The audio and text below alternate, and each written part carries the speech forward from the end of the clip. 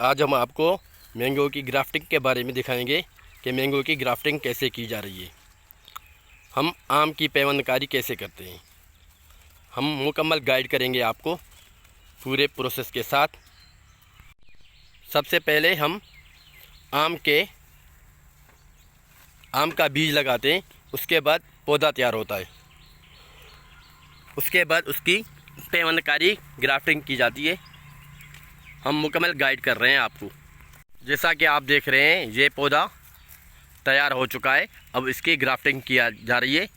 Grafting के लिए सबसे पहले हमें एक नाइफ़ की ज़रूरत पड़ती है। जैसा कि ये आप देख रहे हैं, ये नाइफ़ है कटिंग के लिए, और इसके साथ ये प्लास्टिक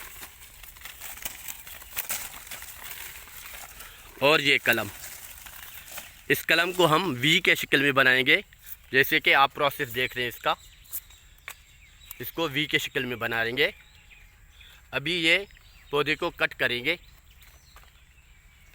कट करने के बाद ये कलम लगाया है। अभी इस पर प्लास्टिक से कवर कर रहे हैं, तो इसके बाद ये इसकी पैवंदकारी का काम मुकम्मल हो गया है।